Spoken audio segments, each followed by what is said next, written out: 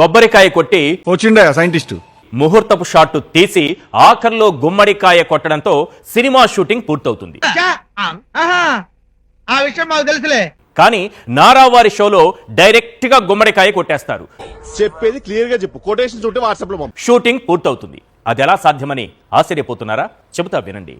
చెప్పు, నువ్వు కథ చెప్పు, వినండి రా, మీరందరూ వినండి.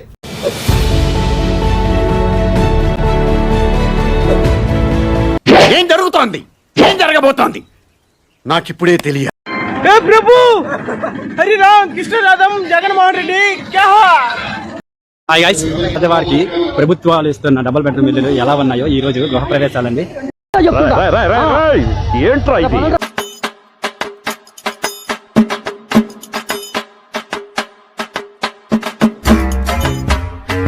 నేను చూసింది చూస్తుంది అంత నిజమేనా? నీ యవ్వ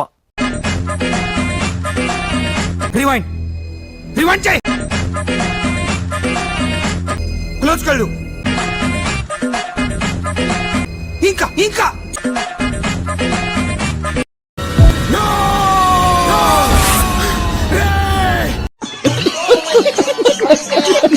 ఆ ఇల్లు ఎలా ఉన్నాయో మీకు ఇప్పుడు చూపిస్తున్నాను, చూడండి సార్. హాల్ చూడండి, మీకు చిన్న కర్ణ వేసుకోవచ్చు. ఇది బాల్కనీ, ఇది డబుల్ బెడ్రూమ్ అనమాట. చూడండి, ఇదో బెడ్రూమ్, అది ఇదో బెడ్రూమ్ చూపిస్తున్నాను. ఒక వర్షం కమ్మడు. ఇది మన దృష్టిలో నథింగ్. ఒక్క బిల్డింగ్ కట్టకపోయినా బిల్డప్లు ఇవ్వడం ఆయనకు తెలిసినంతగా ఎవ్వరికి తెలియదు. లేకపోతే ఏంటి సార్, జగన్మోహన్ రెడ్డి కట్టిన ఇళ్లకు ఈయన సంబరాలు చేస్తారు, గృహప్రవేశాలు చేస్తారు. ఒక్కసారి ఫేస్ టర్నింగ్ ఇచ్చుకోండి. ఈ రోజు సామలకోట నియోజకవర్గంలో జగన్ గారు ఇక్కడ గృహాలు ఓపెన్ చేయడానికి వచ్చారు. ఆయన కట్టిన ఇల్లు ఎంత స్ట్రాంగ్ గా ఉన్నాయో చూద్దాం. మరి ఒకసారి చూద్దామా? వద్దులేండి ప్లీజ్, ఒక్కసారి చూద్దాం. వద్దు, నా కోసం ఐఎమ్ హంబుల్ రిక్వెస్ట్. ఆయన పర్యావరణంలో చూడండి, దాన్ని లోపలికి వెళ్దాం. డోర్ ఇది, డోర్ ఓపెన్ చేస్తే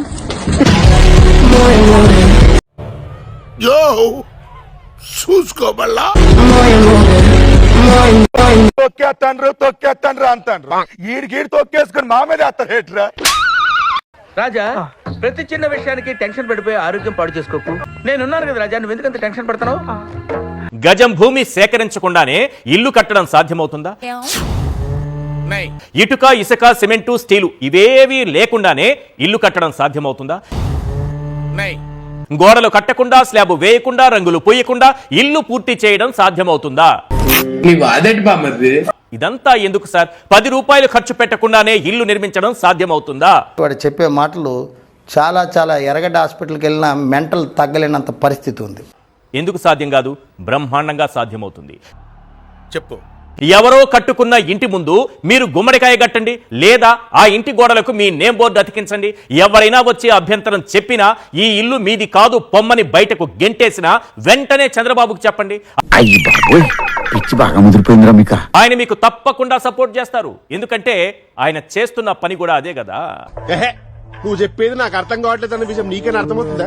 జగన్మోహన్ రెడ్డి కట్టిన ఇళ్లకు ఈయన సంబరాలు చేస్తారు, గృహప్రవేశాలు చేస్తారు. పెద్ద పెద్ద వేదికలు పెట్టి దానిపై నిలబడి ఉపన్యాసాలు దంచి కొడతారు. జనం ఎవ్వరూ రాకపోయినా, వచ్చిన వారు పారిపోయినా గుమ్మడికాయ ప్రోగ్రాం మాత్రం ఆగకుండా సాగిపోతుంది. ప్రజలు నిజాన్ని తెలుసుకోవాలి. నాకు చూడండి, గింజనం తినేవాడు పరాణం తింటే ఎలా ఉంటుందో అలా ఉంది. 25 ఏళ్ళు అది మీకు తెలియదు. అగ్ని కట్టి బ్రతికే మాలాటల పేదల జీవితాలకి అంత వెలుగిచ్చాడు ఆ కొత్తని ప్రభుత్వం. ఇప్పుడు మాకు తెలుస్తుంది.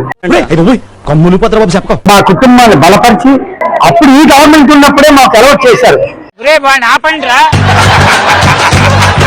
తర్వాత జగన్మోహన్ రెడ్డి ఇచ్చాడు, 2 గొల్లలు చేశారు, డబ్బులు అన్నారు, అన్నారు, ఏవో చెప్పారు. ఏది మాకేం కల్లా.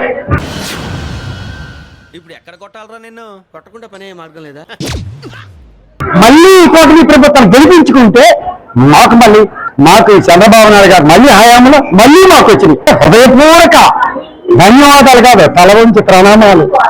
జై చంద్రబాబు, జై చంద్రబాబు, జై చంద్రబాబు, జై చంద్రబాబు, జై చంద్రబాబు, జై చంద్రబాబు. చూద్దాంలే. చూడటం కాదండి, మీరు చెయ్యాలంతే. సరే, మీరు ట్రై చేస్తారన్నారంటే అది ఓకే అయిపోయిన